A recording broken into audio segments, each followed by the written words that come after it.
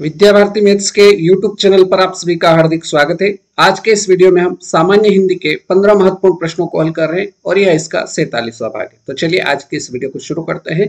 Video महत्वपूर्ण होने वाला है और यदि आपने इसके बाकी पार्ट नहीं देखे हैं तो प्लेलिस्ट में जाकर या वीडियो के डिस्क्रिप्शन में प्लेलिस्ट की लिंक है, वहां जाकर आप इसके बाकी पार्ट देखकर हिंदी व्याकरण की बहुत ही शानदार और अच्छी तैयारी कर सकते हैं। चलिए वीडियो को शुरू करते हैं। प्रश्न संख्या 1 है, हिंदी के वे कौन से व्यंजन है जिनके वर्णों का उच्चारण करते समय केवल श्वास का प्रयोग किया जाए। हिंदी के वे कौन से व्यंजन है जिनके वर्णों का उच्चारण करते समय केवल श्वास का प्रयोग होता है। सघोष, अघोष, अल्प प्राण या महाप्राण। तो इनमें से कौन से ऐसे वर्ण है जिनका उच्चारण करते समय केवल श्वास का प्रयोग किया जाता है, तो वो वर्ण है आपके अघोष वर्ण। सही उत्तर आपका ऑप्शन बी हो जाएगा। नेक्स्ट क्वेश्चन देखते हैं। क्वेश्चन नंबर 2, वचनामृत शब्द में समास है। वचनामृत शब्द का यदि विग्रह करेंगे तो क्या बनेगा, तो ये बनेगा वचन, वचन रूपी अमृत। क्या बनेगा, वचन रूपी अमृत। अब इसमें बताना है कि इस शब्द में, वचनामृत शब्द में कौन सा समास होगा। तत्पुरुष होगा, कर्मधारय होगा, द्विगु समास होगा या द्वंद्व समास होगा। तो यहाँ पर देखिए, यहाँ पर वचन कैसा है, अमृत के समान है, इसलिए यहाँ पर विशेषता है, इसलिए यहाँ पर जो समास होगा वो आपका कर्मधारय समास हो जाएगा। ऑप्शन बी हमारा एकदम सही उत्तर रहेगा। नेक्स्ट क्वेश्चन, क्वेश्चन नंबर 3, रति नामक स्थायी भाव, रति नामक स्थायी भाव किस रस का है, या रति किस रस का स्थायी भाव है। वीर रस का, करुण रस का, श्रृंगार रस का या हास्य रस का। तो रति नामक स्थायी भाव जो है ये किसका स्थायी भाव है, तो ये श्रृंगार रस जो है इसका स्थायी भाव है रति।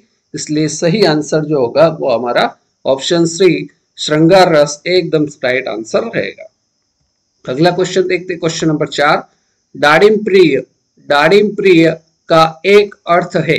डाडिम प्रिय शब्द का एक अर्थ क्या है। तोता, कौवा, गिलहरी या चिड़िया।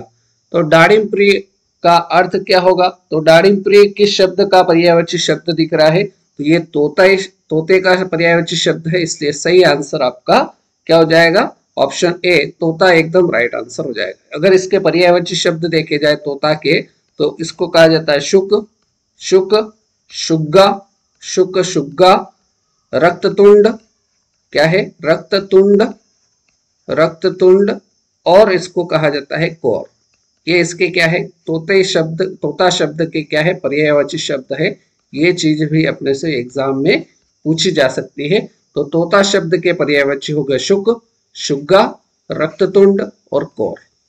चलिए नेक्स्ट क्वेश्चन देखते हैं। क्वेश्चन नंबर 5, वह व्यक्ति जो दिन में केवल एक बार भोजन करता है, वह व्यक्ति जो दिन में केवल एक बार भोजन करता है क्या कहलाता है। अल्पाहारी कहलाता है, सन्यासी कहलाता है, एकाहारी कहलाता है या भिक्षु कहलाता है। तो वह व्यक्ति जो दिन में केवल एक बार ही भोजन करता है वह आपको एकाहारी कहलाता है। इसलिए राइट आंसर ऑप्शन सी के साथ जाएगा। नेक्स्ट क्वेश्चन, क्वेश्चन नंबर 6, जिन व्यंजन वर्णों के उच्चारण में, जिन व्यंजन वर्णों के उच्चारण में मुख से कम श्वास निकलती है, जिन व्यंजन वर्णों के उच्चारण में मुख से कम श्वास निकलती है उन्हें क्या कहते हैं। महाप्राण व्यंजन, अल्प प्राण व्यंजन, प्राण व्यंजन या इनमें से कोई नहीं। तो जिन व्यंजन वर्णों के उच्चारण में मुख से कम श्वास निकलती है वहां कहा जाएगा, कम को कहते हैं अल्प। इसलिए इसका आंसर जो होगा वो अल्प प्राण व्यंजन, ऑप्शन बी एकदम राइट आंसर रहेगा। आगे बढ़ते हैं क्वेश्चन नंबर 7 की ओर। हिंदी भाषा में कितने प्रकार के उपसर्ग है। हिंदी भाषा में कितने प्रकार के उपसर्ग है। 1 प्रकार के, 2 प्रकार के, 3 प्रकार के या 4 प्रकार के। तो हिंदी भाषा में उपसर्ग के जो प्रकार है वो 3 प्रकार है। इसलिए इस प्रश्न का राइट आंसर ऑप्शन सी हो जाएगा। 2 प्रकार क्या होते हैं, तो प्रत्यय जो होते हैं वो 2 प्रकार के होते हैं। प्रत्यय के प्रकार कितने होते हैं, अगर ऐसा प्रश्न पूछा जाए तो प्रत्यय कितने प्रकार के होते हैं, 2 प्रकार के होते हैं। 4 प्रकार में कौन कौन से होते हैं, अंतस्थ व्यंजन, अंतस्थ व्यंजन, अंतस्थ व्यंजन 4 प्रकार के, अंतस्थ व्यंजन 4 प्रकार के, उष्म व्यंजन, उष्म व्यंजन उष्म व्यंजन कितने प्रकार के? तो उष्म व्यंजन 4। अगला है संयुक्त व्यंजन, संयुक्त व्यंजन की संख्या भी कितनी है? तो संयुक्त व्यंजनों की संख्या भी है 4। तो ये सारी चीजें आपको एग्जाम की दृष्टि से इंपॉर्टेंट है, पूछी जा सकती है। आगे बढ़ते हैं क्वेश्चन नंबर 8 की ओर। क्वेश्चन नंबर 8 दे रखा है, ईश्वर करे आपकी यात्रा शुभ हो, अर्थ के आधार पर निम्न वाक्य का भेद बताइए। ईश्वर करे आपकी यात्रा शुभ हो, इस वाक्य का भेद बताना है अर्थ के आधार पर। विस्मयादि बोधक, संकेतवाचक, इच्छावाचक या संदेहवाचक। तो यहाँ पर जो वाक्य दे रखा है वो शुभकामना दे रखी है, इसलिए इच्छा प्रकट कर रहा है। ईश्वर करे आपकी यात्रा शुभ हो, इसलिए यहाँ पर जो वाक्य का भेद होगा वो इच्छावाचक हो जाएगा, इसलिए सही उत्तर ऑप्शन सी के साथ जाएगा। Next question, question number 9। आश्चर्य, हर्ष और घृणा आदि का बोध कराने के लिए किस चिन्ह का प्रयोग किया जाता है? आश्चर्य, हर्ष और घृणा आदि का बोध कराने के लिए किस चिन्ह का प्रयोग किया जाता है? प्रश्नवाचक चिन्ह का, उद्धरण चिन्ह का, योजक चिन्ह का या विस्मयादि बोधक चिन्ह का? तो आश्चर्य, हर्ष और घृणा का बोध कराने के लिए विस्मयादि बोधक चिन्ह का प्रयोग किया जाता है, इसलिए क्वेश्चन नंबर 9 का सही उत्तर ऑप्शन डी विस्मयादि बोधक चिन्ह बिल्कुल सही आंसर रहेगा। आगे बढ़ते हैं प्रश्न संख्या 10 की ओर। प्रश्न नंबर 10 दे रखा है, किस शब्द में आवट प्रत्यय नहीं है? किस शब्द में आवट प्रत्यय नहीं है? रुकावट, रुकावट शब्द में क्या आवट प्रत्यय है? तो इसमें आवट प्रत्यय है। अगला शब्द है सजावट, इसमें आवट प्रत्यय है।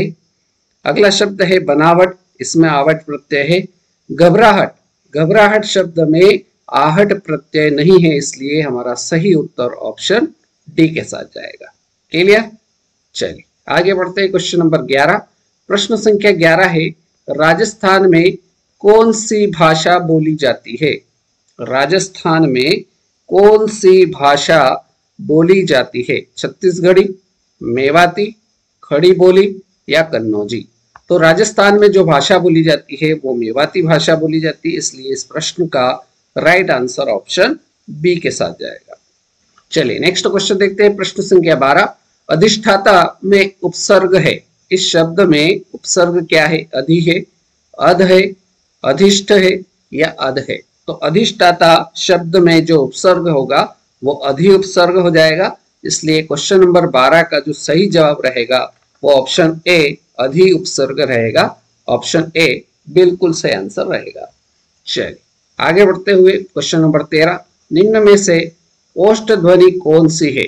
4 ऑप्शन दे रखे हैं, इनमें से ओष्ठ ध्वनि जिसका उच्चारण करते समय ओष्ठ का प्रयोग होता है वह ध्वनि कौन सी है? ल, ल का उच्चारण करते हैं तो ओष्ठ का प्रयोग नहीं होता है। र, इसका उच्चारण करते हैं तो भी प्रयोग नहीं होता है। स, इसका उच्चारण करते समय भी ओष्ठ का प्रयोग नहीं होता है, लेकिन आप फ का उपयोग करोगे, फ का उच्चारण करोगे तो इसमें आपके ओष्ठ का प्रयोग होगा, इसलिए क्वेश्चन नंबर 13 का जो सही आंसर होगा वो आपका ऑप्शन डी फ ओष्ठ ध्वनि हो जाएगा। Next question, question number 14। तदुपरांत में उपसर्ग है, तदुपरांत शब्द है, इसमें उपसर्ग क्या है? तद है, तदुप है, तत् है या तद है? तो तदुपरांत शब्द जो है इसमें उपसर्ग जो हो जाएगा वो तत् हो जाएगा, अर्थात हमारा ऑप्शन सी क्वेश्चन नंबर 14 का बिल्कुल सही जवाब रहेगा। और अब बारी है आज के इस वीडियो के अंतिम प्रश्न की, क्वेश्चन नंबर 15। कृष शब्द का विलोम शब्द है, कृष शब्द का विलोम शब्द क्या है? हष्टपुष्ट, दृढ़, स्थूल या कठोर? तो कृष शब्द का जो सही विलोम शब्द हो जाएगा वो हो जाएगा स्थूल, अर्थात हमारा ऑप्शन सी क्वेश्चन नंबर 15 का बिल्कुल सही उत्तर रहेगा। राइट, तो इस प्रकार से आज के इस वीडियो में हमने हिंदी के 15 महत्वपूर्ण प्रश्नों को हल किया। उम्मीद करता हूं सारे प्रश्न आपको समझ में आए होंगे। वीडियो अच्छा लगा हो तो वीडियो को लाइक करना है, अपने दोस्तों को भी शेयर करना है ताकि वो भी इस प्रकार से अच्छी तैयारी कर सके। तो आज के इस वीडियो में फिलहाल इतना ही, अगले वीडियो में फिर मुलाकात करेंगे नए प्रश्नों के साथ। तब तक के लिए जय हिंद, जय भारत, वंदे मातरम।